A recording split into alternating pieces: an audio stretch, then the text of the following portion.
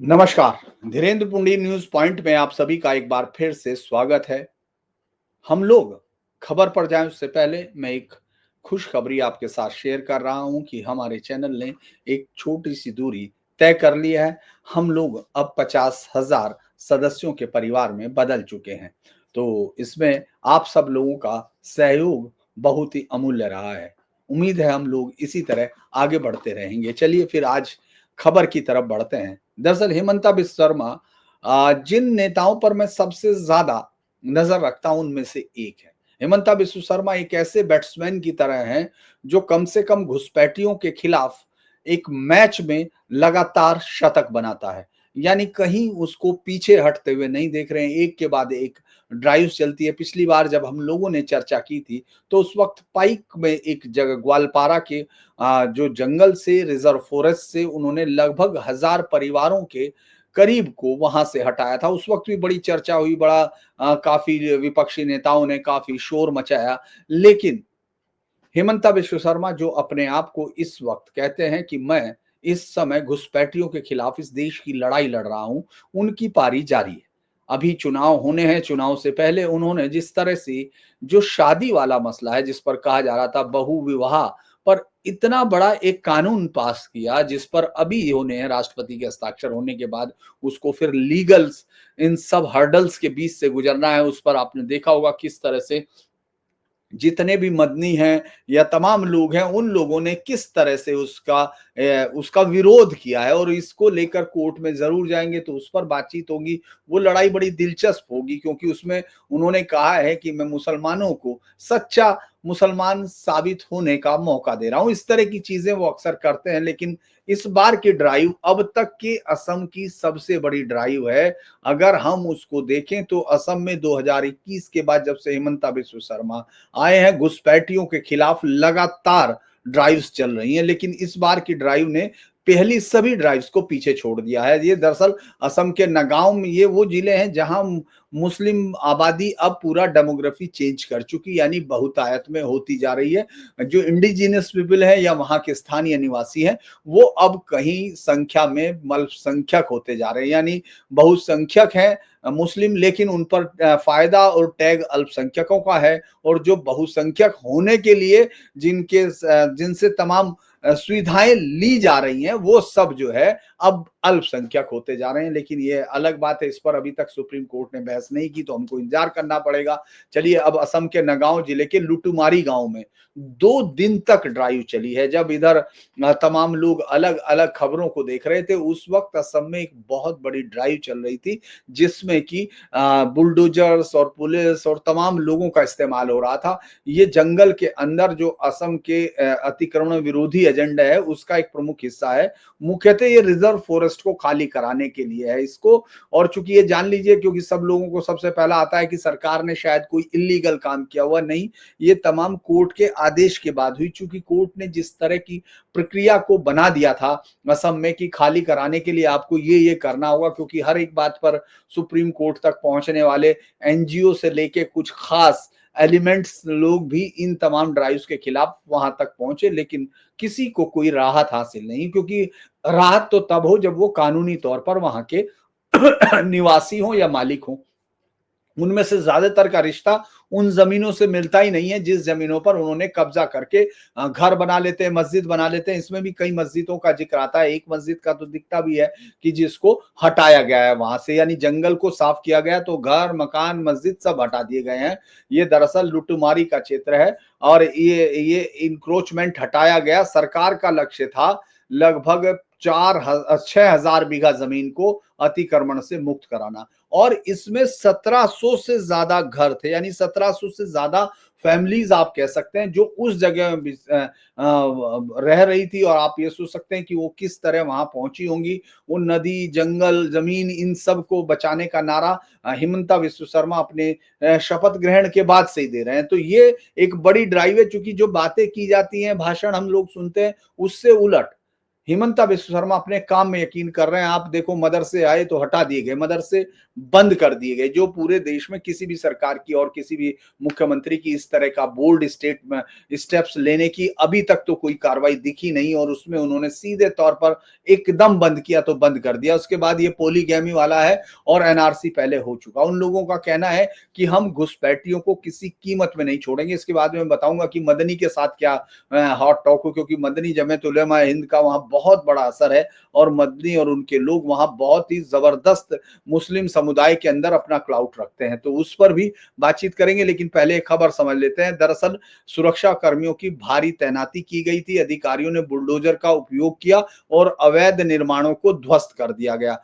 कुछ लोग, उनमें से ज्यादातर लोगों ने, चूंकि कोर्ट का आदेश आ चुका, 3 महीने पहले इनको कहा जा चुका था, तो कुछ लोगों ने अपना सामान हटा के खुद ही कच्चे पक्के मकान तोड़ के अपने सामान ले गए थे। लेकिन जो बचे हुए थे उनको सबको ये कहा गया था कि आपको कुछ सामान, एक पहले 2 महीने का नोटिस दिया गया था, फिर 1 महीने का अतिरिक्त दिया गया और उसके बाद ये असम के हाई कोर्ट्स के गुवाहाटी जो गुवाहाटी उच्च न्यायालय उसके अनुसार थे, क्योंकि गुवाहाटी उच्च न्यायालय ने सरकारी जमीन और वन भूमि पर कब्जों को हटाने के कई बार निर्देश दिए। ये देश की अलग अलग अदालतों ने 85 बार दिए हो या सैकड़ों बार दिए होंगे, लेकिन उन पर चलता कौन है। इस मामले में हिमंता विश्व शर्मा बाकी तमाम राज्यों के मुख्यमंत्रियों से काफी आगे हैं। अभी हम देख रहे हैं कि गुजरात में भी इस तरह की ड्राइव अलग अलग समय पर हो रही, वहां बड़े हजारों में है, लेकिन ये सब लोगों के जहन में है कि पिछले 30-35 सालों से वहां बीजेपी सत्ता में है, वो वहां बने कैसे।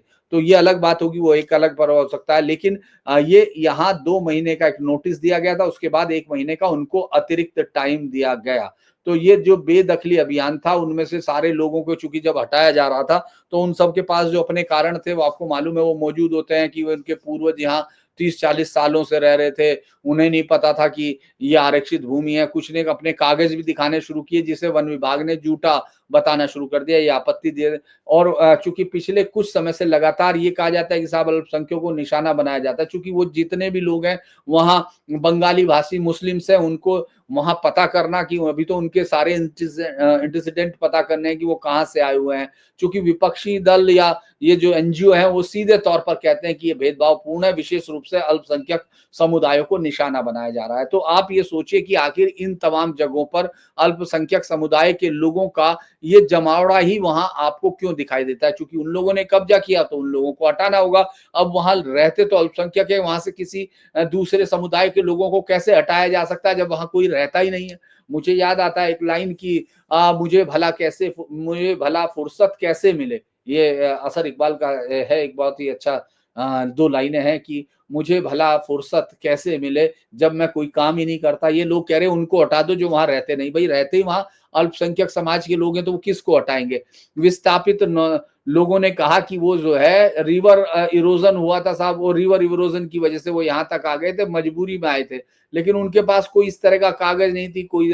अब तमाम छात्र संगठन, आपको मालूम है जो छात्र संगठन लगातार सुप्रीम कोर्ट तक आता है सारे एविक्शन पे, वो कौन सा है? वो है all India Assam minority student union, यानी जो मुस्लिम जो स्टूडेंट फेडरेशन है उनकी तरफ से तैयारी की जाती है। क्योंकि बार बार हेमंत विश्व शर्मा ने भी कहा और हम लोग भी ये देखते रहे हैं कि इस तरह के जब भी कोई बड़ी ड्राइव चलती है तो आपको इस तरह के जो संगठन होते हैं वो सबसे बड़ा हर्डल होता है, वो सुप्रीम कोर्ट से लेकर या हिंदुस्तान के कानूनों के अंदर या संविधान के अंदर ऐसी सुरंगें बना के घुसना चाहते हैं जिसमें कहीं भी कोई डिस्क्रिशनरी पावर बची हुई हो या जिसमें कोई आपके एम्बिग्यूटी दिख रही हो, उसका वो फायदा उठाना चाहते हैं। तो इसमें भी जैसे वो पहुंचे, चूंकि कोर्टों में वो जा चुके, वो यही संगठन कोर्ट में जाके हर एक मामले में बहस कर चुका और उसको कोर्ट से कोई रियायत नहीं मिली। तो अब उसने ये कहने लगा कि सरकार से मांग करते हैं। अब वो सरकार से फिर मांग करने लगे कि साहब इन गरीब और विस्थापित परिवारों को पर्याप्त पुनर्वास दे, जैसा कि सुप्रीम कोर्ट के दिशा निर्देशों में अपेक्षित है। ऐसा कोई दिशा निर्देश होता तो सुप्रीम कोर्ट के बाद ये उसमें शामिल आ जाता, उसका लोग पहुंच सकते थे कि उन्होंने आपकी हुक्म उदूली की है मिलॉर्ड, लेकिन वो तो कोई आया नहीं। लूटमारी में जो है कोई तनाव नहीं हुआ, लेकिन भारी विरोध वो था, मुख्यतः मौखिक विरोध था, मीडिया में बयान दिए गए, मानवाधिकार हनन के मामले दावे बताने लगे। ये दरअसल लूटमारी जो है एक बड़ी मुहिम का हिस्सा है जिसे गुवाहाटी हाई कोर्ट के निर्देशों पर दिया जा रहा है। ये करीबन 1700 परिवार, इसमें 1500 से 1700 परिवार हुए हैं। दरअसल अगर हम लोग ये देखें कि ये सिर्फ अकेला अभियान नहीं है, मैंने आपको पिछली बार भी बताया था, कुछ और अभियान जो है दोबारा उस चीज के बारे में बता देते हैं, क्योंकि बेदखली ड्राइव हेमंता सरकार का सबसे बड़ा प्रोजेक्ट है, जो वो ये कहती है कि हमको इस जल जंगल जमीन से जो ये घुसपैठिए हैं, जो वो बाकायदा बोलते भी हैं कि इन मियाओं से खाली कराना है। ये मैं कुछ उनके बयान भी आपको दूंगा। तो उन्होंने कहा कि ये जो ये अगर हम लोग 2021 के बाद के बड़े वो देखें, क्योंकि ये कोई एक जगह बयान नहीं है, ये आने के साथ ही किया गया था। यानी हेमंता बिस्व शर्मा ने ये पहले से अपने दिमाग में बिठाया हुआ था कि मुझे करना क्या है। ये ही मुख्यमंत्री की बात होती है। मैंने एक वीडियो आपके सामने डाला था जिसमें मैं सम्राट चौधरी की बात कर रहा था। सम्राट चौधरी अभी लिस्ट बना रहे हैं और जो बुलडोजर चल रहा है वो छोटे छोटे लोगों पर चल रहा है, लेकिन हेमंता बिस्व शर्मा ने जैसे ही आए पहले से प्लान तैयार था और उनको मालूम था, माफ कीजिएगा, मुझे क्या करना है। तो सबसे पहला अभियान उन्होंने दरांग में चलाया था, जो आते ही सितंबर 2021 में किया था। दरांग भी मुस्लिम बाहुल्य होता जा रहा हुआ जिला है। कृषि फार्म मॉडल परियोजना के लिए जमीन चाहिए थी। उन्होंने 800 परिवार जो वहां इलीगली रह रहे थे उनको हटाया। उसके बाद धुबड़ी धुबड़ी पर भी ये कहा जा रहा है एक अभियान है प्रस्तावित थर्मल प्लांट के लिए, उसकी तैयारियां हैं। विश्वनाथ जापारी गुड़ी है, ये यहाँ 309 परिवार, अगस्त 2025। हम लोग अगस्त की बात कर लेते हैं इसी बार की। गोलाघाट ओरियम घाट जो रेंगमा रिजर्व फॉरेस्ट है, वहां से 70% जो लोग थे मियाँ समुदाय से थे, उनको हटाया गया जुलाई अगस्त 2025, जिसका मैं जिक्र कर रहा था। तो अगर हम इनके बयान देखें, क्योंकि वो मजबूती से अपनी इन ड्राइव का बचाव करते हैं, उनके अंदर कोई किसी तरह का डिप्लोमेटिक हो नहीं। वो कहते हैं कि घुसपैठ के खिलाफ मेरी रणनीति प्रखर है, मुझे साफ है। वो कहते हैं अवैध घुसपैठियों को ये अवैध निर्माण तोड़े जाएंगे, चाहे वो किसी भी धर्म या मजहब के हो। उन्होंने कहा जब तक मैं मुख्यमंत्री हूं, ये जो अवैध मियाँ हैं चैन से नहीं बैठ पाएंगे। वो लोग बार बार ये कहते हैं कि जो लोग पार करके आ रहे हैं इनमें से ज्यादातर वो लोग हैं, क्योंकि हम कैसे चेक करें। उनकी बार बार समस्या रहती है कि वो कागज फर्जी बना लेते हैं, वो फिर उन ग्रुप को पकड़ना और उनको फिर साबित करना ये बहुत लंबा काम है। इसीलिए उन्होंने पुशबैक पॉलिसी भी की थी। उनका कहना है कि पूरा केंद्र का समर्थन हासिल है। उन्होंने कहा कि इस अभियान को ये पूरा मुझे समर्थन है, क्योंकि केंद्रीय गृह मंत्री अमित शाह के बयान भी आप सुन सकते हैं। पुशबैक वो लगातार कर रहे हैं। हालांकि कांग्रेस ने इस अभियान का विरोध करके इसको कहा कि वो चुनिंदा बेदखली कर रही है और मुख्यतः मियां मुस्लिम्स के समुदायों को निशाना बनाती है। जो बंगले भाषा मुस्लिम हैं उनको वो मियां मुस्लिम कहते हैं, इसलिए बहुत सारे लोगों को ये लगेगा कि यार मियां भी मुस्लिम भी, लेकिन वो बांग्ला भाषी जो भी मुसलमान है उनको मियां मुस्लिम कहा जाता है। उन्होंने कहा कि साहब यहाँ जो है सुप्रीम कोर्ट के निर्धारित नियमों के का पालन नहीं हो रहा। अगर पालन नहीं होता तो आप मानते हैं कि वो लोग अब तक कोर्ट में नहीं जाते। चूंकि महमूद मदनी लगातार सरकार पर सवाल उठाता है। उन्होंने कई बार कहा कि ये मुख्यमंत्री शर्मा जो है सीमा ना पार करे, अपनी सीमाएं ना पार करे। हालांकि नागालैंड, मिजोरम और मणिपुर के आदिवासियों को भी इस पर कहा कि साहब इसमें कहीं उन पर तो असर नहीं पड़ रहा, लेकिन उसका कोई असर नहीं दिख रहा है। सुप्रीम कोर्ट में जो मैं बता रहा था गोलाघाट ओरियम घाट वाला मसला, वो सुप्रीम कोर्ट में आया था। इस पर रोक लगाई थी 22 अगस्त को, लेकिन बाद में जिसमें चुनौती दी थी गोया हाईकोर्ट के आधे हिस्से पे, जिस पे सफाई थी उसमें साफ कर दिया गया। दरांग पर तो सुप्रीम कोर्ट ने विपक्षी नेताओं की याचिका पर सुनने से इनकार ही नहीं कर दिया, क्योंकि यहाँ कुछ बचा ही नहीं। उन्होंने कहा साहब अब जो बचे हुए लोग हैं उनका आप ये कर दीजिए। सुप्रीम कोर्ट ने ही पुशबैक नीति उनको बताई थी, इस पे कोई सुनवाई भी नहीं की है। उसने जो याचिका करता गया था उसको कहा कि आप जाइए और गुजरात हाई कोर्ट में बातचीत कीजिए, लेकिन मदनी और उनके बीच का बयान बहुत बढ़िया चलता है। हेमंता बिस्व शर्मा मदनी को नहीं कभी। दरअसल जो 1 महीने 2 महीने से ड्राइव चल रही है इसके खिलाफ मदनी ने, चूंकि इसमें 4 जिलों में अब तक बुलडोजर एक्शन हो चुका है। सरकार का दावा है कि वही वो अतिक्रमण पूरा मुक्त हो रहा और अब तक 160 वर्ग किलोमीटर से ज्यादा जमीन छुड़ाई जा चुकी है। इसमें 3000 से अधिक, लेकिन आज 1700 इनको अब जोड़ लीजिए तो लगभग 4 से 5000 परिवारों को हटाया जा चुका। ग्वालपाड़ा जिले में पिछले जो महीने हुई थी, जिसमें अगस्त में हुई थी, जिसमें 140 हेक्टेयर जमीन खाली कराई थी और लगभग 1000 के करीब परिवार थे। तो उन यहाँ फिर मदनी ना पहुंचे ऐसा हो नहीं सकता। जमीयत उलमा हिंद के मदनी के नेतृत्व में इसने दौरा भी किया था, आपको याद होगा, और उन्होंने इसे कहा था ये दुर्भाग्यपूर्ण है और सुप्रीम कोर्ट के नियमों का उल्लंघन है। जब नियमों का उल्लंघन है तो आपके पास इतनी बड़ी लीगल टीम है जो आतंकियों के आरोपियों को तमाम लोगों के लिए आप केस लड़ते हैं तो इस पे भी लड़ सकते थे। उन्होंने कहा कि इसे नफरती ढंग से काम नहीं करना चाहिए और ये भी कहा कि साहब जो हिंदुस्तान में, याद होगा आपको जिन्होंने कहा जो हिंदुस्तान में नफरत फैला रहे, जो हम पे सवाल उठ रहे हैं, उनको पाकिस्तान चले जाना चाहिए। यानी उनको पाकिस्तान में जाके अल्पसंख्यक बन जाना चाहिए, जिनकी बेटियां, जिनकी औरतें, जिनकी जिंदगी वहां सेफ नहीं है। हेमंता बिस्व शर्मा ने इस पर जो मदनी को जवाब दिया था, मदनी पर कहा था ये मदनी कौन है, कौन खुदा है, ये सीधे तौर पर उसने पूछा। उन्होंने कहा कि मदनी की बहादुरी केवल कांग्रेस के टाइम में ही चलती थी, बीजेपी के टाइम में नहीं चलेगी। और शर्मा ने कहा था कि अगर ज्यादा कुछ करेंगे तो सीधे जेल भेज दिया जाएगा और अगर जमीयत के राज्य नेता आके कुछ भी करेंगे तो उनको गिरफ्तार करके हम बांग्लादेश भेज देंगे। ये कह रही बातों का कानूनी आधार नहीं था, लेकिन वो उस पर सीधे तौर पर बोल रहे थे। उन्होंने कहा कि उन्हें राज्य में जाने की अनुमति दे रहे ताकि वो ये देख सके कि अतिक्रमण का हम क्या हाल करते हैं। तो अगर हम हेमंता बिस्व शर्मा की राजनीति पे बात करें तो हेमंता बिस्व शर्मा की राजनीति बीजेपी के जितने भी मुख्यमंत्री हैं उनमें घुसपैठियों के खिलाफ एक तो सबसे बड़ी चुनौती वही झेल रहे हैं, क्योंकि जो असम की आबादी है, असम इस देश के सबसे ज्यादा, कश्मीर के अलावा मुस्लिम बाहुल्य राज्यों में सबसे ज्यादा है, जहां 34% ऑफिशियल होती थी और अब ये बढ़कर 30-40 से ज्यादा ना पहुंच गई हो। कई जिले आपको मालूम है, 11 जिलों के करीब, जो पहले 6 जिले थे अब 11 जिलों के करीब में वहां जो इंडिजिनस आबादी है, हिंदू आबादी है, वो माइनॉरिटी में आ चुकी है। वहां मुस्लिम्स बहुसंख्यक हो चुके हैं और उसके बाद वहां जिस तरह से आप देखते हैं मुस्लिम बहुसंख्यक होने के बाद जो स्थानीय लोगों को जिस तरह का माहौल मिलता है वो वहां सब माहौल मिलने लगा। धुबड़ी में आपको मालूम है मंदिर के बाहर किस तरह से मांस फेंका जाता है, गोमांस फेंकने की बात है।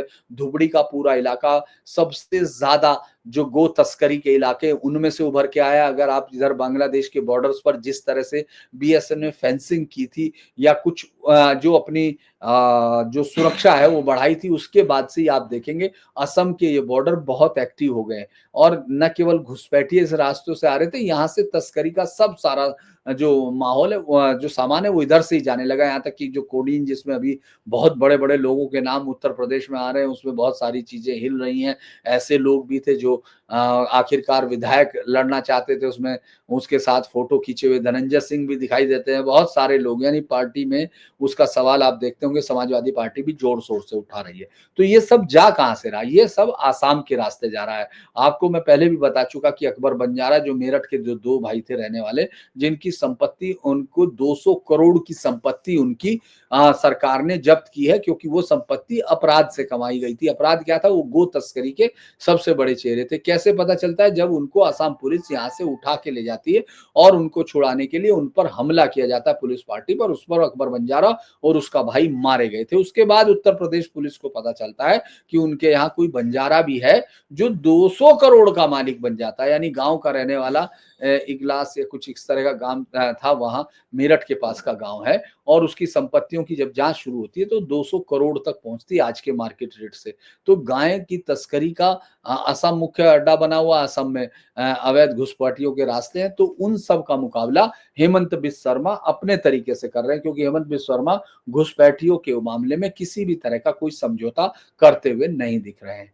तो मुझे लगता है कि ये कार्रवाई उनके जो अभी तक की सघन कार्रवाइयां, उनका एक और हिस्सा है। अगर अगली कार्रवाई, उन्होंने कहा कि ये रुक नहीं रही है, अभी और भी होगी, क्योंकि चुनाव में अब कुछ ही महीने बाकी है।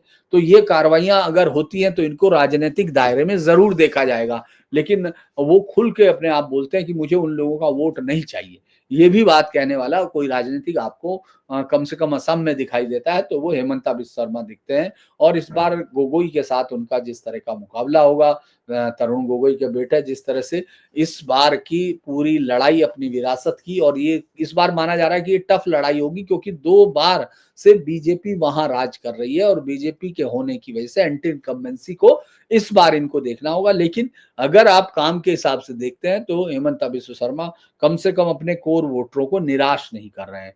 वो उनको जो उनसे उम्मीद की जा रही थी कि वो घुसपैठियों के खिलाफ एक बहुत बड़ी कार्रवाई करेंगे, तो वो करते हुए दिख रहे हैं। क्योंकि आपको मालूम है, हम लोग इस पर अभी एक प्रोग्राम भी किए थे कि असम गण परिषद, जिसने इतनी बड़ी ताकत के साथ जो पार्टी आई थी सत्ता में, जिसने इतना बड़ा आंदोलन चलाया था कि वो आंदोलन राष्ट्र विरोध की हद तक चला गया था, इसके बावजूद जब वो लोग मुख्यमंत्री बने, सरकार में आए, थंपिंग मेजोरिटी से आए, तो वो कुछ कर नहीं पाए थे। हो सकता है इसका कारण 2 अलग-अलग सरकारें रही हों, इस वक़्त सरकार केंद्र में और यहाँ दोनों एक तरफ है और इस बार ये बहुत ही ज़बरदस्त तरीके से डिटेक्ट, डिटेंशन और डिलीट की जो प्रोसेस चल रही है, ये सब मुझे लगता है कि उसमें दोनों सरकारें एक साथ काम कर रही हैं, तो ये एक बड़ा अच्छा साइन कम से कम दिख रहा है कि घुसपैठियों के खिलाफ किसी एक राज्य में तो एक इतनी बड़ी मुहिम चलाई जा रही है कि जिसमें हजारों लोग उनको उन जगह से उनसे ज़मीनें खाली कराई जा रही हैं। हालाँकि सिर्फ़ एसआईआर भर से लोग हज़ारों आपको भागते हुए बंगाल में भी दिख रहे हैं, लेकिन उनके खिलाफ कोई ड्राइव नहीं थी। तो अगर आपको ये वीडियो अच्छा लगता है तो आप इसको शेयर कीजिए, सब्सक्राइब कीजिए और चैनल को सपोर्ट कीजिए। नमस्कार।